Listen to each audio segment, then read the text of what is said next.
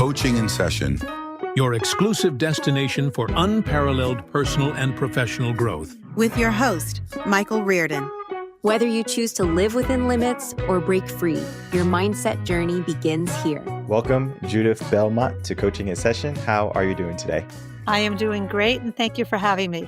Of course, today we're going to be talking about you, everything you have done, and it is a long list of all the accomplishments that you have done and that you're still doing today. You are a retired psychotherapist and you are an author of mental health books. And it's not just one, it's not two, it is close to a dozen. And so I'm impressed because when it comes to an individual who is trying to just write one book, they fight their mind, their schedule, everything tooth and nail, and they will make every excuse not to do something. But you have found a magic to get what you have in your mind out to the people, and you help people with not only self-help, but how they could be mentally stimulated to a person that's going to really do something with their life. And so if you could, can you please tell the world who you are, what you do, and of course, how you help people? Okay, great. As you said, a retired psychotherapist. I lived in Pennsylvania.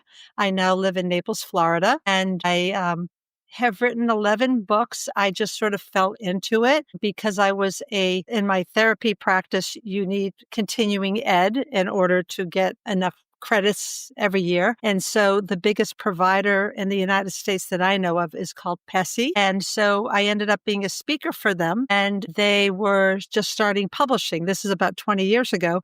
And that's how I fell into writing books. And that's how it became not really all that hard to discipline because I had a contract and I had timetables and I had an editor, but it's something I fell into. And I really didn't necessarily like writing that much, but I love thinking that I could reach a lot of people. Forte in my interest is practical hands-on self-help skills. So people can use them immediately in their lives to just enhance their lives. They don't have to have a major diagnosis or a problem.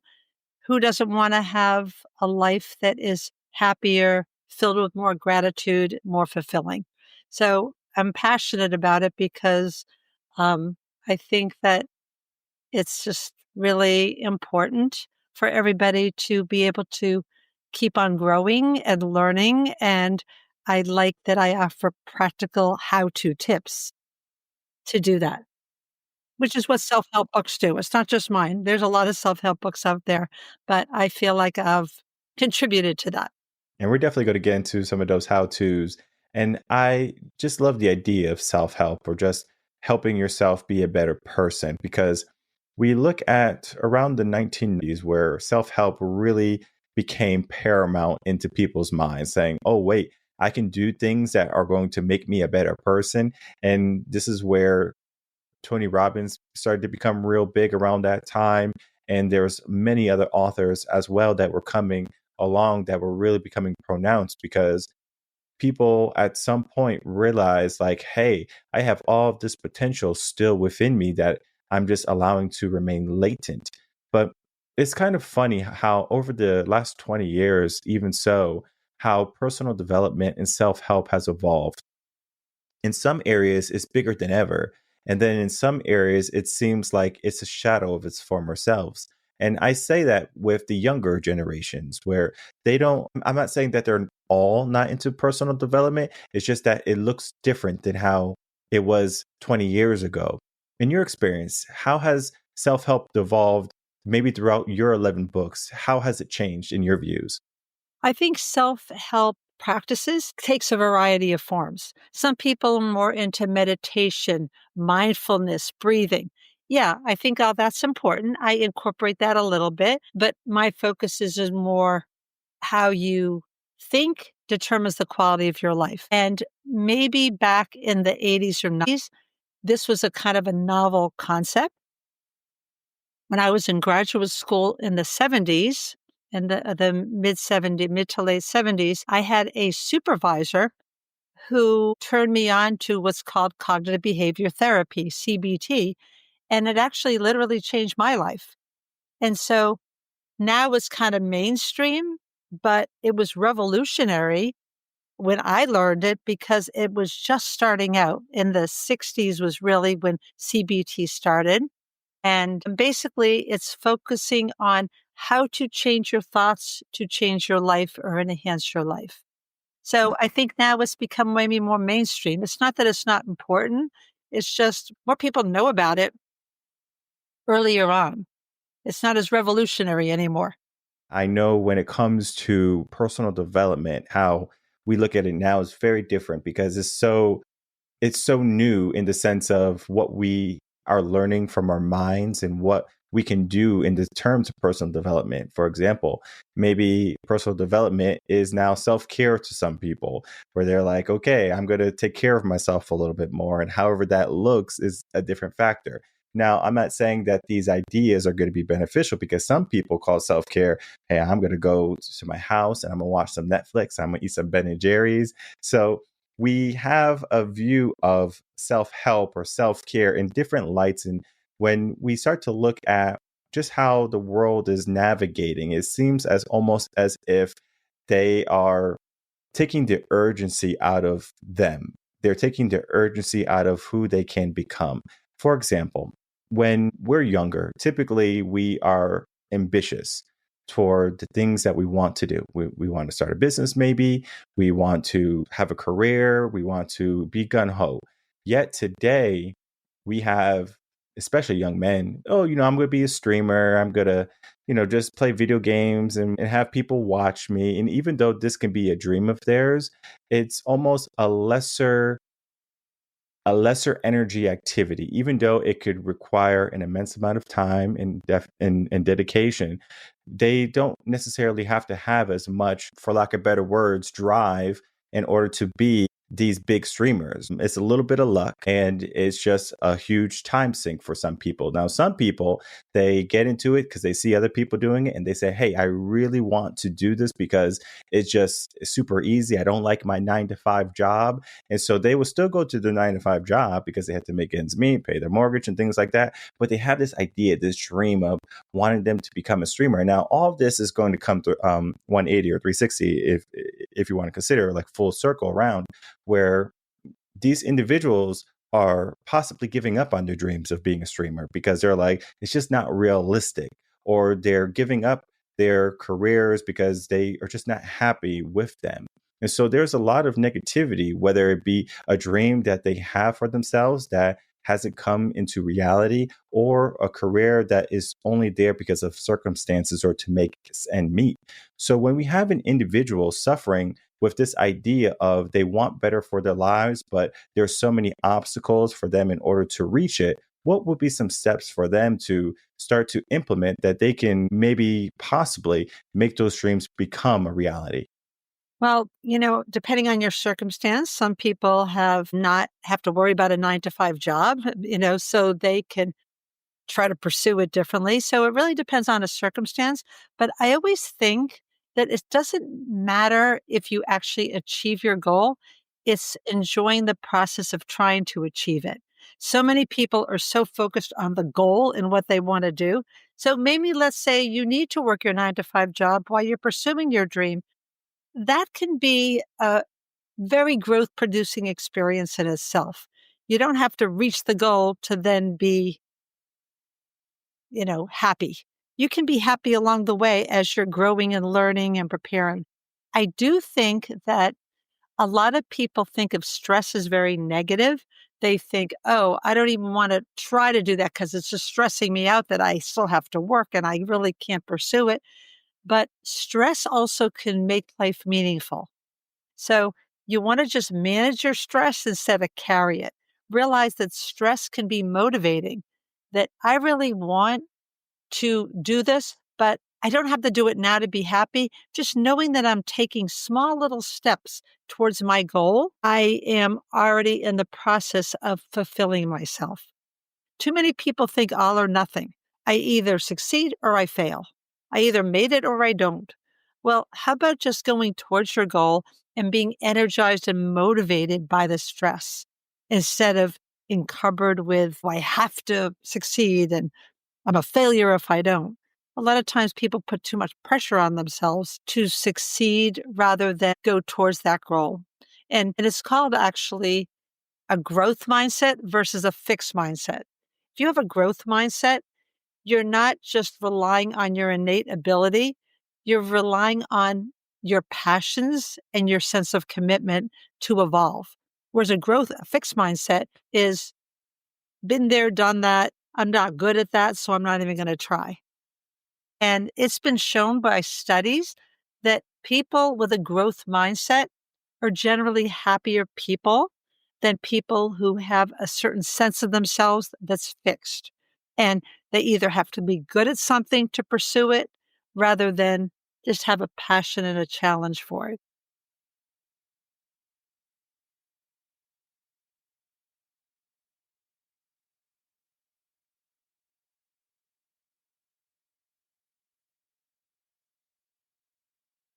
I think it's really easy for someone who does not do self-help and is not aware to be into a fixed mindset.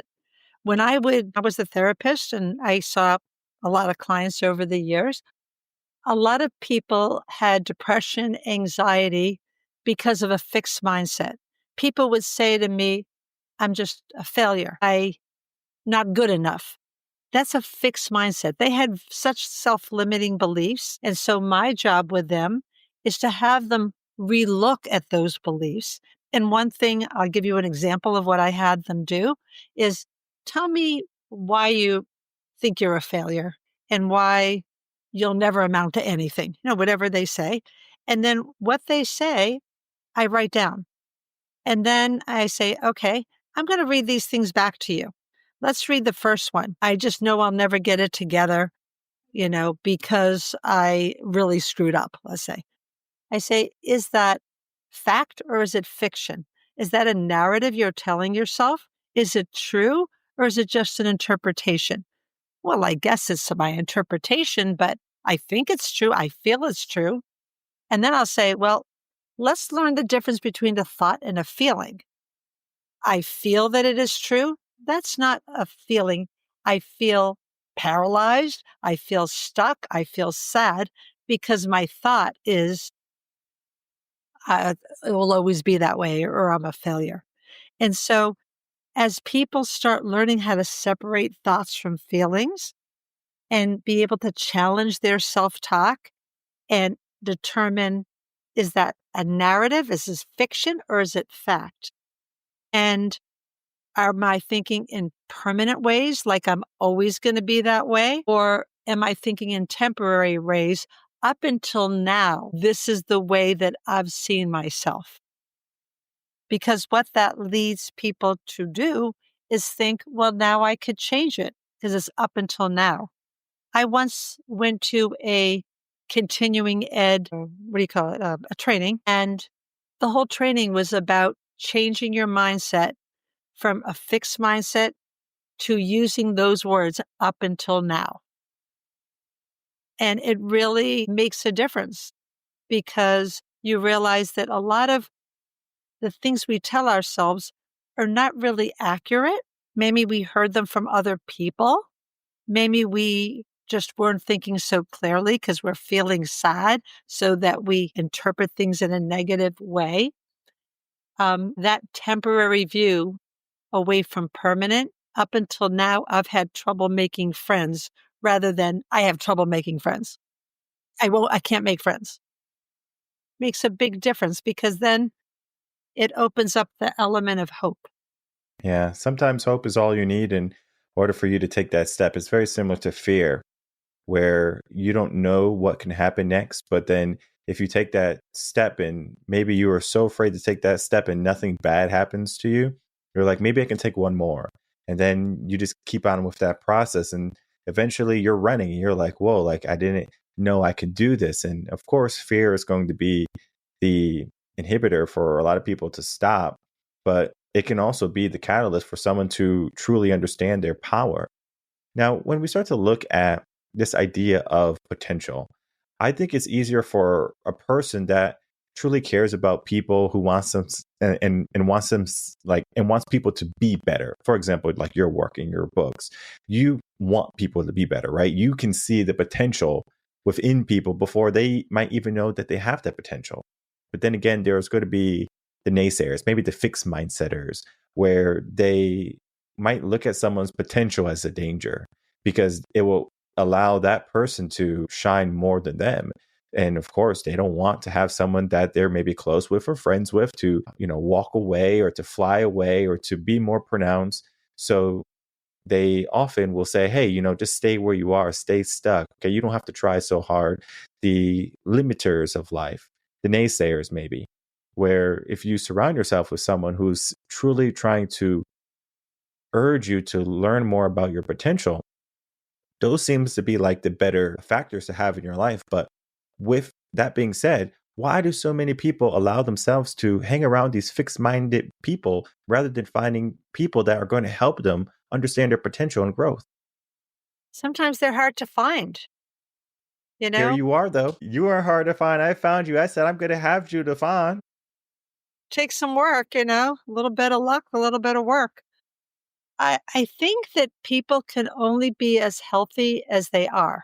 And a lot of times we might be with people, whether it's family members or friends or classmates or coworkers or neighbors, that really aren't that supportive or healthy because of their own issues. And a lot of times people keep on expecting others to give them what those people might not really have to give. And it always amazed me, like when I would see clients in my office and they would talk about a family member or a spouse or a child, and that had it grown, let's say, and they would just be very upset because they had shoulds of the way that person should be. I remember someone saying, well, I wasn't raised that way. Why is he acting that way? I said, well, he wasn't raised like you. Well, I never thought of it that way, So a lot of times we just need to forgive people for not having more to give than we had hoped. And so sometimes getting support from people who might be more toxic or not as supportive is something obviously you want to set limits with, but sometimes they might be your family members. Not so easy to cut off your children or your parents or spouse or whatever, but that doesn't mean you can't set limits. And you could limit how you're going to be affected by those people. But it's really great when you have a support system of people who are healthy. We are definitely losing some of that connection in our world today, where we have never been more connected, but then also we have never been more disconnected.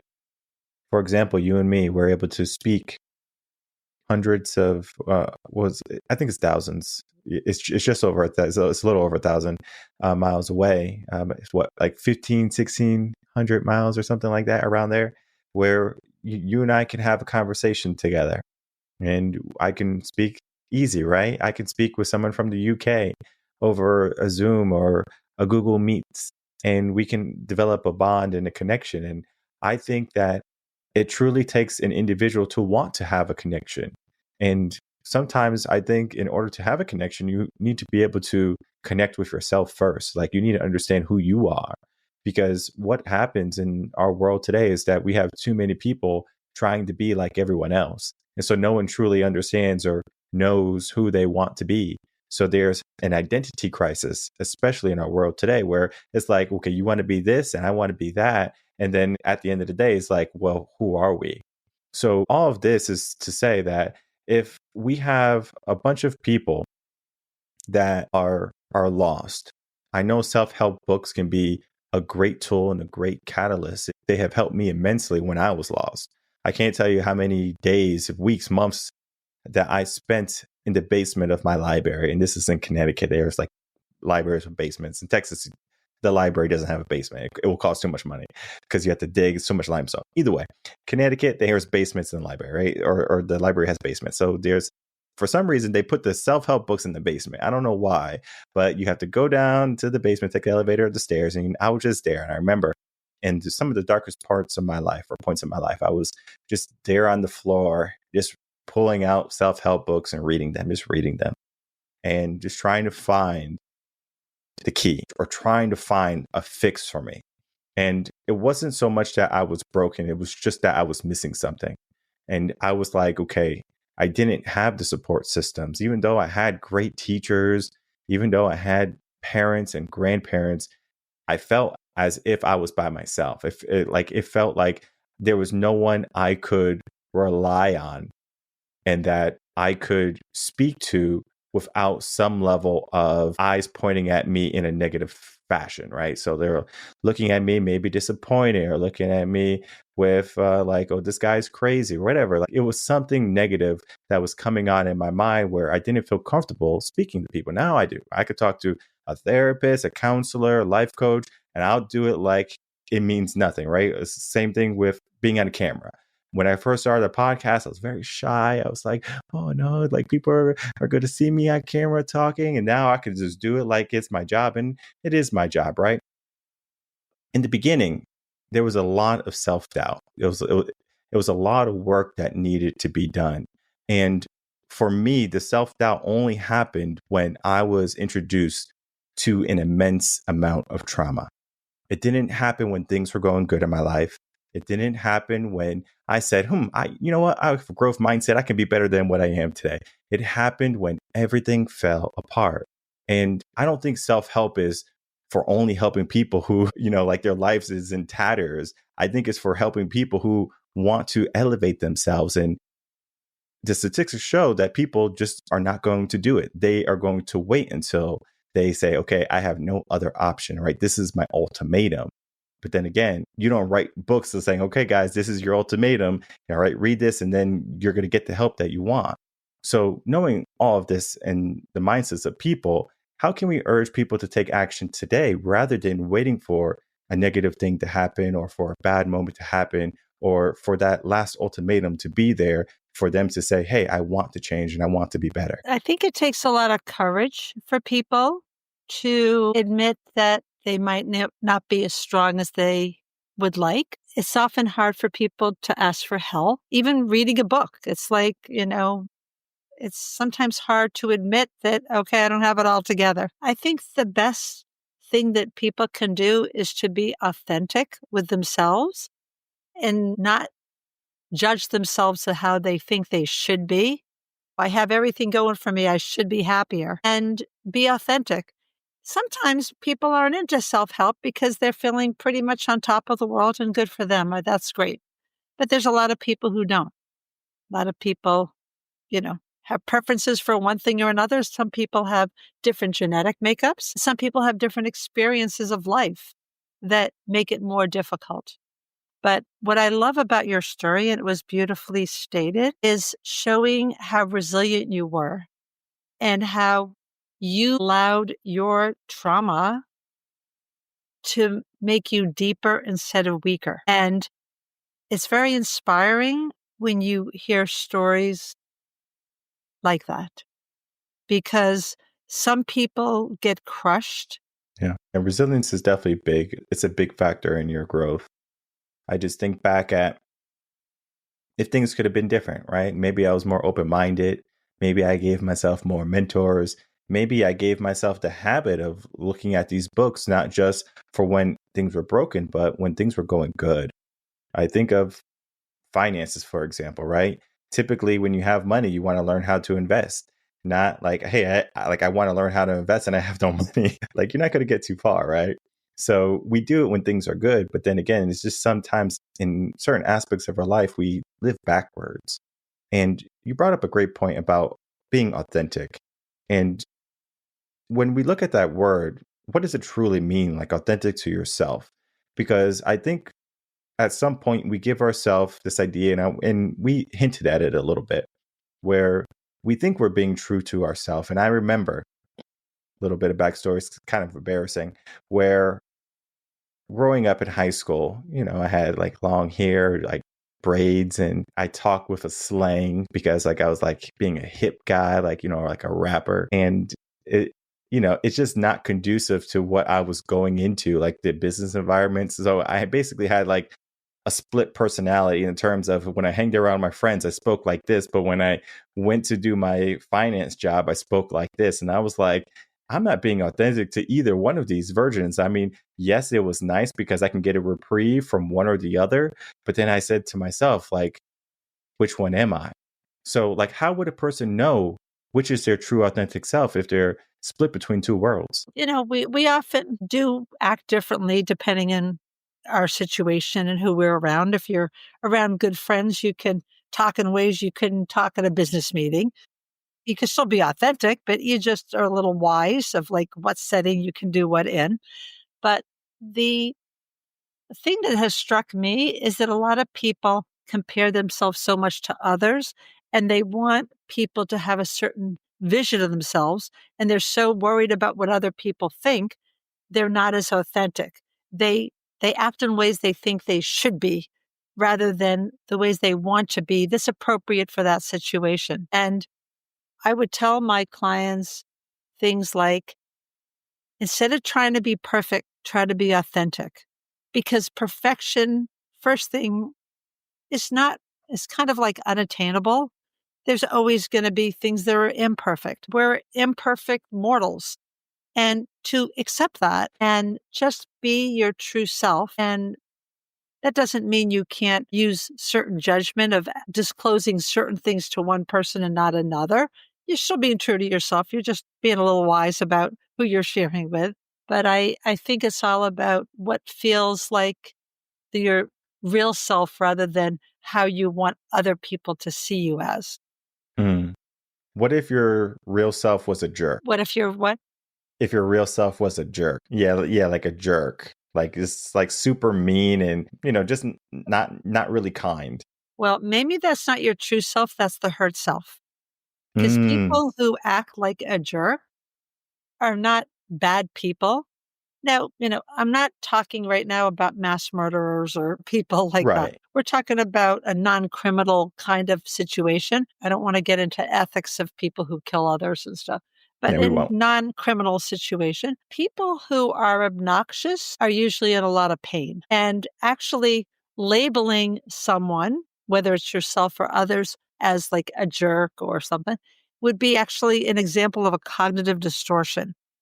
CBT, cognitive behavior therapy, which is a type of therapy that really is used universally around the world and is the most widely adopted orientation, which is focusing on changing your thoughts to change your feelings. BT would say that labeling yourself or anyone as lazy, a jerk, selfish, that's a cognitive distortion because nobody is one dimensional.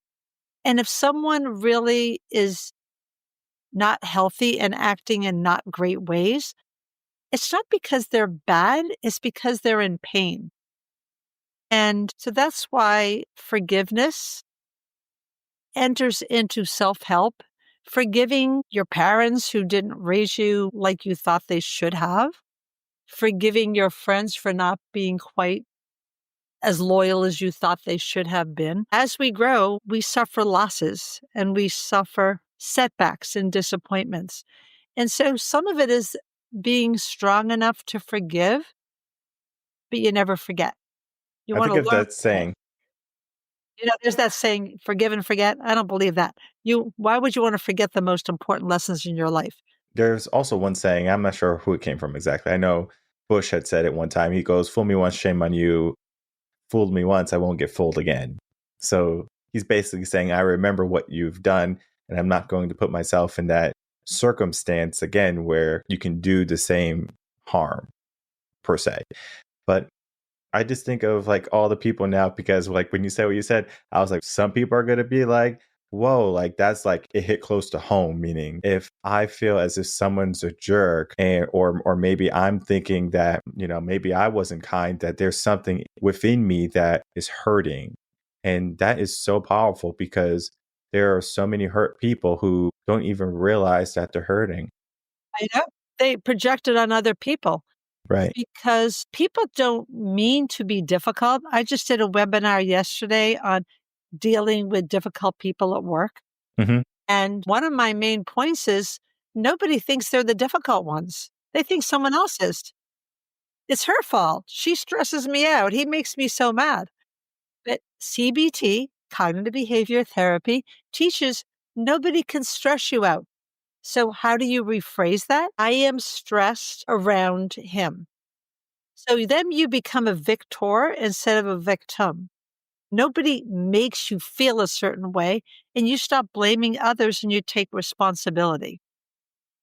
It's really a shift of mentality that is very self-preserving because you're no longer a victim of anybody else. Let's go back to your example about the jerk. Were you a jerk and then all of a sudden you have better behaviors and you're not a jerk? You were beautiful the whole time.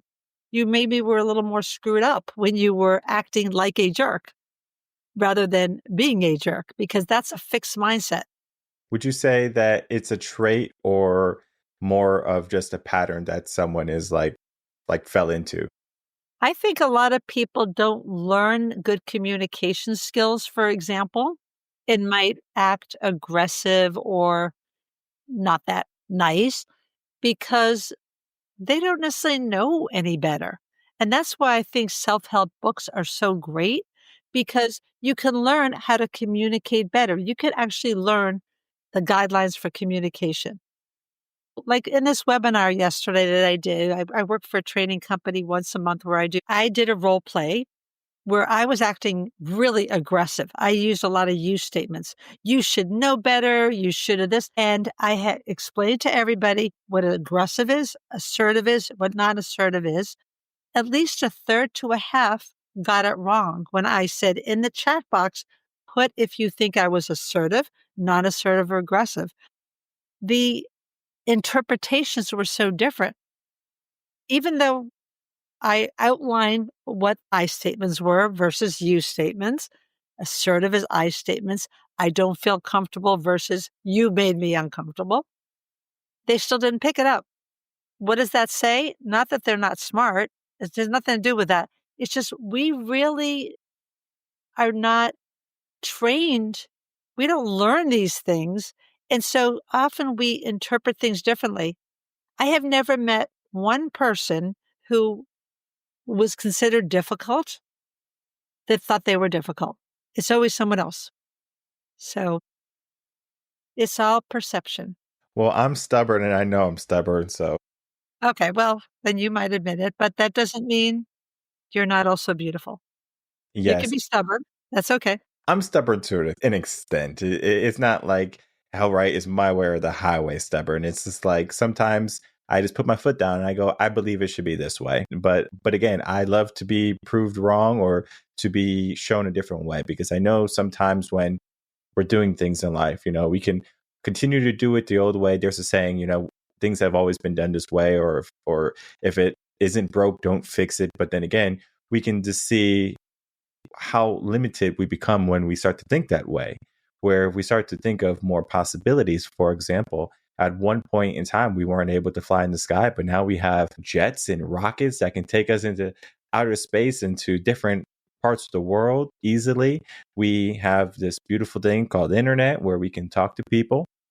We have services like Uber and Lyft. So if you don't know how to drive, you can still get someplace without a horse and a buggy. So it's just like we have made some great advances, and we can't just, and we just can't be siloed into what was once. And so I understand that there's going to be different mindsets at different stages in someone's life. And I think that, self-help books can speak true to any stage at any point, because we read things almost intentionally to how we're in our emotional state. If we're in a sad state, we're going to start to read things, and things are going to hit us differently. Think of lyrics, for example, in music. Some people just allow the beat to kind of take them, right? Oh, okay, I'm listening to this beat, it's real nice. But then if you are maybe more in an emotional state, you start to pay attention to the lyrics. So this is why all the people who like Taylor Swift, they start to listen to the lyrics, because they think of all their boyfriends that they broke up with, and they're like, oh man, that's so true. Or it could be hip hop songs with, someone's going through struggles. So the emotional state has a huge role. And You could be 100% good right now. You could feel happy and you could still get something from a self-help book. And you can be, like I said early on, like you could be in a deep, dark spot and you can get something from a self-help book where it's just like there's always something to be learned. It's not just one of the things that you pick up and say, well, I didn't learn nothing there. It's like wherever you are, you're going to pay or you're going to focus on something different. It's very similar to self-help movies where they have self-help movies like The Secret is a big one, right? Like I don't know if you know The Secret, but it's a big help. It's a big self-help movie / book. And if you read the book or you watch the movie, depending on your emotional state, you're going to take away something different from it. And I can only imagine just your books, like what can we get, from each of those books? And it's just like we're going to go on a journey in each of those books. And I'm just excited for people to look at what you have done. And what I want to ask as my final question to you, then of course I'll get to the ending. But my final question to you was, what was the journey for you like on the self-help writing for you? Because I'm sure you learn from wisdom, you learn from experiences from your first self-help book to the one that you have most recently written. What was that journey like for you in your self-help development journey? I have always found self-help skills, hands-on skills, to be very helpful in dealing with any adversity that I've experienced. When you live a full life, things don't always go the way you want them to. And I have found it invaluable for me to learn the wisdom of not just me, but learning from others, some techniques and tips and how to deal with everyday disappointments to real trauma, and I was just talking to someone today because we're preparing for a presentation and we talked about grief, and grief is not just grieving the death of a loved one, although certainly it can. But the older we get, the more we grieve the loss of our youth, the loss of what we used to be able to do. She has health issues, the loss of the functioning and the carefree life that she had before her health issues, the loss of a dream. And it's always been amazing to me in my self-help journey of how the wisdom that I have gained from learning from so many practitioners and so many other books and the principles of things like CBT, of how you really can make a difference in your mindset and you can really make yourself, as I said before, deeper instead of weaker with that help.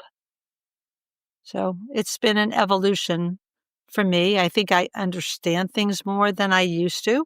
So I think my books got better and better as time went on. Yeah. And it's the journey sometimes that I think people are more interested in just the best of what you know or the best of what you can give. I think of the podcast as an example. If you listen to episode 1, it is no good. It is bad. Like turn it off. Like it is hard to listen to, probably like the first 100 episodes. And then I started to get more refined. I started to get better. Remember, it's very similar to how I told you how I was a little bit nervous on the camera. So it was coming across in the episodes too, where the spacing was wrong and everything was like not 100% where it is today. And I know this is the crazy part. We're at like episode 700 now, right? Where I know episode 1000, I'm going to look back at this episode today and I'm going to say, Judith was great, but I was terrible. Look at me. I won't say that, no. Yes, I'm going to say, look at how far I have come, right? It's the journey, right? So we have to understand and we have to appreciate that we might not always be that hero, that top shelf liquor, right? We're like, oh yeah, this is really good. But we could just be that Tito's, that, like that vodka that you kind of like the Bacardi or something, right? You just kind of use it in your college days. But then with time, you become more refined. You become aged well, right? So depending on the cask that you want to bring to the world and to yourself, you have to understand, like what flavor do you want to be? I'm not just talking about liquor anymore. I'm talking about like, do you want to be happy? right? Do you want to be fulfilled? Do you want to be invigorated, right? All of the positive things, right? The things that are going to lead to that growth mindset are going to be like powerful things that you can implement. And like I said, self-help books have changed my life immensely. I read self-help books every single month because they're not only tools for me to get better, they're literally the railroad tracks so I don't go off on my rails. Because the moment I stop learning how to be better is the moment I stop wanting to be better. And even though I have an immense amount of courage, an immense amount of discipline, I understand that it can wane, especially on the onset of comfort or on the onset of some trials and tribulations that can happen in my life. There could be a loss of a loved one, for example, and it can throw me in a spiral. And I know from my past how far I got tossed down, but this time I have tools to help me get back up quicker. I have tools to mitigate the fall, where I might not fall all the way to rock bottom. I might just make it halfway and stop and say, okay, let's start the work. Okay. And I believe that the work is not done. It's not just, all right, I'm in a good, strong mindset. I thought this in my 20s. I was like, all right, I'm enlightened. I'm, ready to take on the world. And then I just was humbled by how much I still have to learn. And our conversation today was definitely one where I learned so much. And I'm also excited to be looking at some of your self-help books. I know it's going to be wonderful tools for not only myself, but for my family. And I encourage people to look more into what you have done. But before we go, I would love to get some final words from you. And then please tell everyone how they can find you, reach out to you, and then, of course, get any of your books that you have written. Poignant for me to hear stories like that, because without that kind of courage and that motivation, you might have said after the first 5 or 10 or 15, forget it, I'm not good at this. But you kept on going because you had that passion.